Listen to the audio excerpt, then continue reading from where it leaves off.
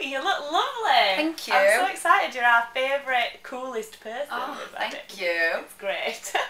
Now, your album comes out on Sunday. Is it your album or your single? Single Feedback. And we're excited to listen to it. Have you heard it? I've heard it on the, is it the MySpace? Yeah. Joe linked me to. Fantastic. Thank you. Yeah, it's really exciting. Can't wait. How's the promo been going for It's been going really well. We're just, today is like pretty much the last day of our tour, and then we go back into rehearsals, and we've got a show on the 11th of August. It's gone really, really well. The promo's gone really good. Done loads of radio interviews and live performances and gigs and everything. You know, it's just been really, really good. Oh, exciting. Awesome. Living the dream. Have you got any word on like how it's doing? How's the press reacted to us? Yeah, really well. Really, really well. It's getting really, really good reviews, and you know, I'm getting compared to like big, you know, established artists that are already, you know, have got like 4 albums down the line. So to get compared to people like Pink and Katy Perry and stuff like that, it's amazing. Because, you know, we're just starting out, so to get compared to someone who's actually already established is fantastic. Oh, exciting. You're from Rotherham, aren't you? Yeah, well, yeah, I'm actually from, you know, I was saying this the other day, I'm actually from Rotherham, but it's classed as Sheffield for some reason. It's a Sheffield postcode, but so it's like on the border. I'm from Barnsley. Oh. So I like to support my local My old best girls. friend was from Barnsley, actually. It's where all the cool kids are from, Well, that's what they say, yeah. I like the accent in Barnsley. Well, it's a bit common, isn't it? I've think been it's looking for I don't think it's Chanel bags today, and I feel like I'm being a traitor. I don't think it's common. I think it's nice. Aww, I think it's common. thanks, I love it. Mind you, I think any northern accent sounds a little bit common, really. Yeah. Oh well, you can't win them all. No. So there's going to be an album on the way too, isn't there? Time for Change. The new album. Well, it's a bit undecided at the moment. It was called Time for Change. Then we changed our minds to 9 Lives, and I think now we might call it I Am What I Am. But we don't know. We're not sure. You see, the album's still in like a kind of process of, you know, we're still deciding which tracks are going to go on. We're still writing. We're still recording. So nothing's concrete yet. So it's a little bit up in the air. That's exciting. Yeah. I like it. So any clues about what kind of feel the album's having? Have you got any plans for the vibe? I want it to be really mixed, because I think people don't generally buy albums anymore, not as much as they used to, and I think that for me, it's when I listen to an album, it's about, I like particular songs. I like particular songs in the album, so I want to have like a real varied, you know, selection of songs on there. So I want some like killer ballads. I want some, you know, stomping pop tracks, and I want something a bit more dancey. You want to vary. Yeah, so I want the album to be really varied, and I think I want the album to be an album that I would personally listen to. Defo. So I want there to be, you know, songs on there that people can put into different playlists. Because like when on my iTunes, I have like different playlists. I'll have like getting ready to go out clubbing playlist. I'll have like chill out playlist. So I want like there to be different songs for different moods. Oh, I like it. That's good. So I can put one song on one playlist. Yeah, exactly. Exactly. Good. So I'm going to be in every playlist. And already you've shared stage with people like Pixie Lott and Diana Vickers. So you've got obviously your fans, and their fans are interested in you. Yeah. So where else can we see you other than the gig that you've got this month? Are you planning a big promo tour? Well, we literally just finished it. So oh no. I know. We've got I'm doing Doncaster Pride, and we're doing Brighton on Saturday, Saturday the 7th. Cool. Yeah, Saturday the 7th.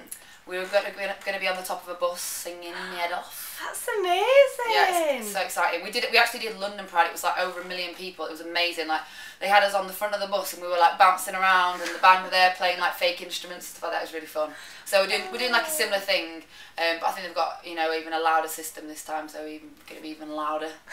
Can't wait. Do you think it's important to do, you know, the different stuff and to get the support so that people know who you are and take? Yeah, definitely. And I think it's good for people. It's nice for fans to see us do, for example, like one time, you know, one gig we'll do acoustic set, and then the next time we're doing full live band. The next time I'm with the dancers on a PA track, you know, because I think it's good to have that, you know, to do the different kind of gigs so people can see you as a full artist rather than just being a one-trick pony. Yeah. So I like to mix it up a little bit. Like the gig last night in Blackpool at Toast, that was acoustic. It was so nice. It was like, you know, there was like, it was like a restaurant, so like people were eating. And there was some people who just, you know, like some people had heard us on the radio and come down to the gig, and it was really, really chilled out. But then, for example, we did Leeds Pride to like 9,000 people the other day, and it was just me and my guitarist Conrad, just to a backing track. But it's like different setups for different, you know, atmospheres. Good. I can't decide which one I want to come and see. That's what you mean. You've got to come to all of them. I know. And you've obviously been compared to like people like Katy Perry and Christina. Yeah. Do you feel that this puts a lot of pressure on you to sort of live up to them when people say, oh, she's like these guys? I think the fact that they even compare me to them is just such an honour for me anyway, because, you know, they are where I want to be. Yeah. So to be already compared to them is fantastic. You know, it's brilliant.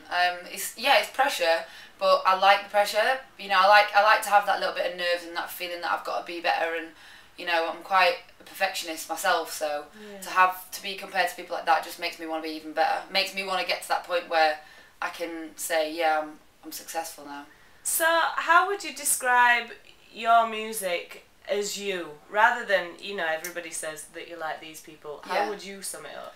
I think it's pop. It's pop music with a northern twist, I would say. Yeah, I think it would say that. Because I sing with a bit of a northern accent, so, and there's not, apart from the Arctic Monkeys, there's not really any artists out there that do sing with their kind of accent. Everyone seems to Americanise their voice, so yeah, it's quite nice to keep my accent. Sells it for me, definitely. Got on sale there. And what artists inspire you musically? I think the ones that we mentioned, like, you know, Katy Perry, Pink, I love Lady Gaga. Yeah, you do remind me a lot of Pink.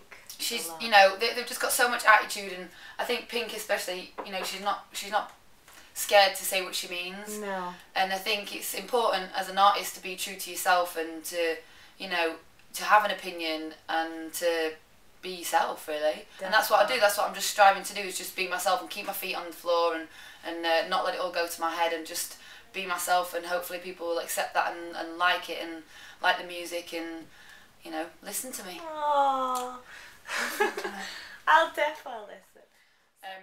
So when did you first start on the musical ladder? Well, I started properly about 2 years ago. I've always, you know, I played piano since I was young, played other instruments at school, you know, studied music at GCSE and that, and always kind of been composing on the piano. Yeah. My mum said that I never wanted to practice piano. She was like, Laura, you never ever wanted to practice piano. You only ever wanted to just make up your own songs and write these little nifty little tunes. So I guess I've always had it in me to compose and write and songwrite and stuff like that. But I think, yeah, properly about 2 years ago did I really say to myself, right, come on, Laura, we're going to do, you know, I'm going to do this. I talk to myself, no, I'm going to do this, you know, and it's my passion now. It's, you know, I want it so bad, and I'm not going to stop until, you know, I feel I have got success, you know, success out of it, and I've done myself proud, really. You will, so I'm sure. Just grafting at the moment. Hard grind. So finally, obviously, there's a lot of female vocalists, male vocalists out there who are trying to crack the music industry, and there's only so small few people who get there. It's really, really hard. What do you think makes you deserve it?